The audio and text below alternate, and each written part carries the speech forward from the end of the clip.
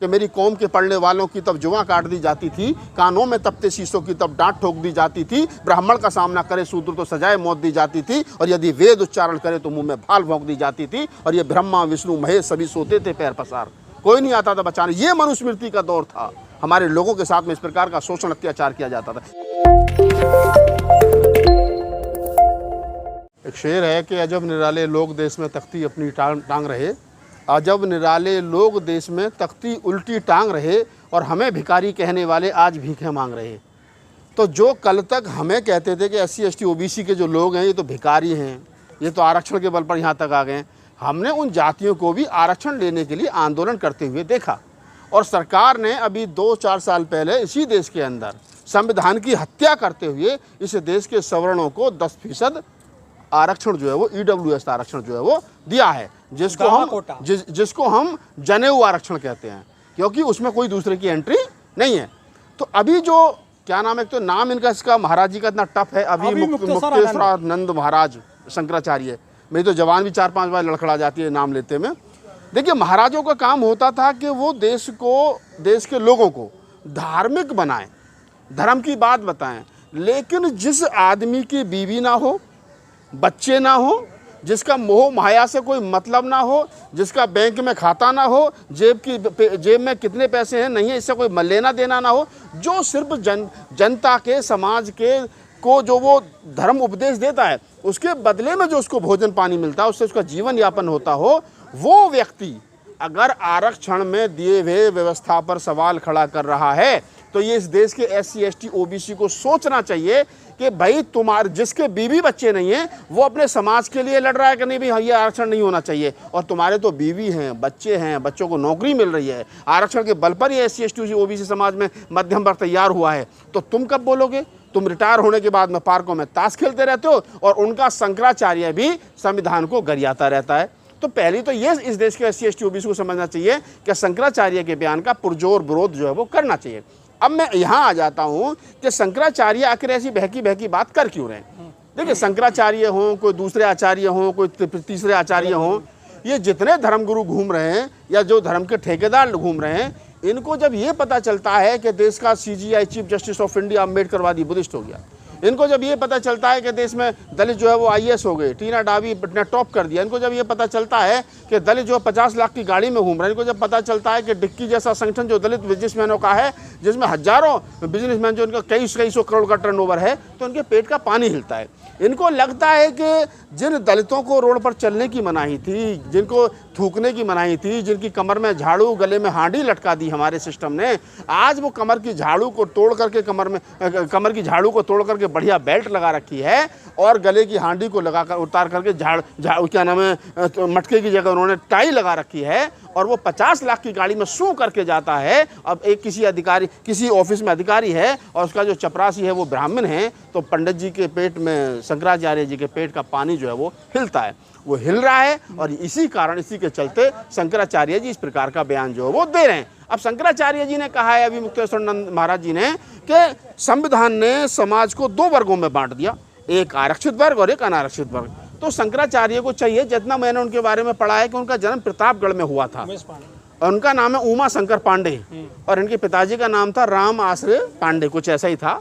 तो अब पांडे जी को, और मुझे जो पता चला है कि ये 6ठी क्लास तक पढ़े लिखे, उसके बाद इन्होंने जो है वो फिर धार्मिक कार्यों में लग गए। अब ये शंकराचार्य बन के 2022 में ज्योति मठ के। तो शंकराचार्य को चाहिए कि वो पहले थोड़ा सा पढ़ लिख लें,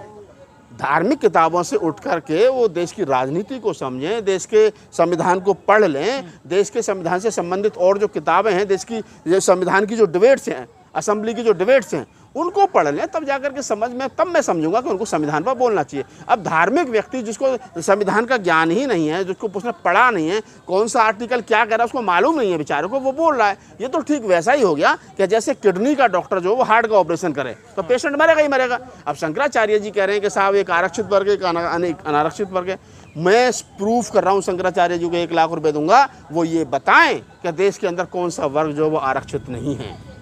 इस देश में दलितों को आरक्षण है,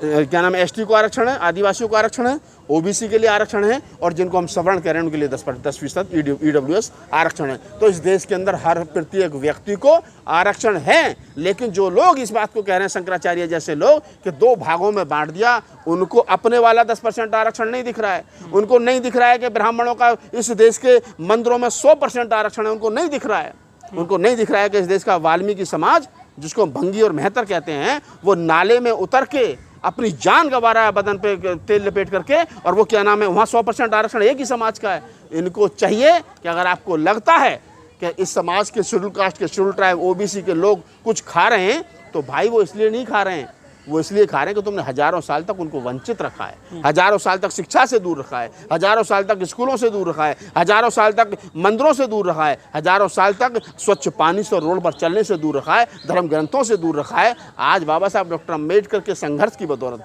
उनके 4 बच्चों की कुर्बानी की बदौलत आज SC ST OBC के पास में थोड़े से उज्जवल कपड़े और थोड़े से गाड़ी घोड़ा मकान आ गए, थोड़ा सा बिजनेस उनके हाथ में आ गया है। तो उनको लगता है कि इनकी संपत्ति पर उन्होंने डकैती मार ली है, डाका मार लिया है, कब्जा कर लिया है। तो शंकराचार्य जैसे लोग जो इसलिए बहके बयान दे रहे हैं, और मैं अपने तमाम लोगों से कहता हूं कि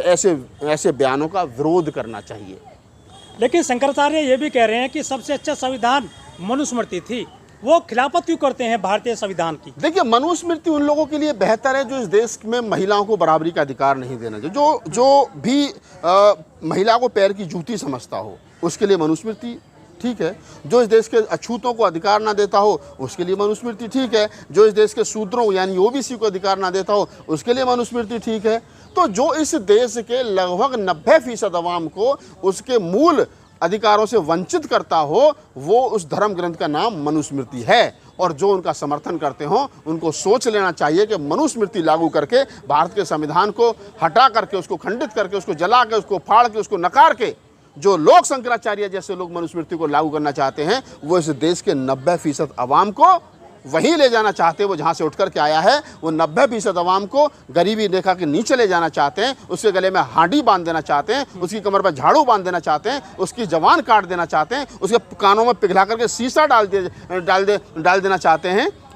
तो ये सारे लोगों को, हमारे लोगों को समझना चाहिए, हमारे लोगों को समझना चाहिए। मुझे अपनी कुछ एक पंक्तियां याद आती हैं कि मेरी कौम के पढ़ने वालों की तब जुआ काट दी जाती थी, कानों में तपते शीशों की तब डांट ठोक दी जाती थी, ब्राह्मण का सामना करे शूद्र तो सजाए मौत दी जाती थी, और यदि वेद उच्चारण करे तो मुंह में भाल भोंक दी जाती थी, और ये ब्रह्मा विष्णु महेश सभी सोते थे पैर पसार, कोई नहीं आता था बचाने। ये मनुस्मृति का दौर था। हमारे लोगों के साथ में इस प्रकार का शोषण अत्याचार किया जाता था। ये मनुस्मृति का दौर था। ये उसी मनुस्मृति के दौर को दोबारा वापस ला करके यहाँ पर महिलाओं से क्या नाम है, स्तन ढकने के नाम पर टैक्स वसूलना चाहते हैं। यहाँ इसी देश में अछूतों को अछूत बना करके रखना चाहते हैं। लेकिन इस देश के दलित को, ओबीसी को, महिलाओं को, अभी मुक्तेश्वरानंद महाराज जी जो शंकराचार्य हैं, उनके बयान पर पुरजोर विरोध करना चाहिए। और तब तक विरोध करना चाहिए तब तक शंकराचार्य ये ना कह दें कि देश के लिए मनुस्मृति की नहीं बल्कि भारत के संविधान की जरूरत है।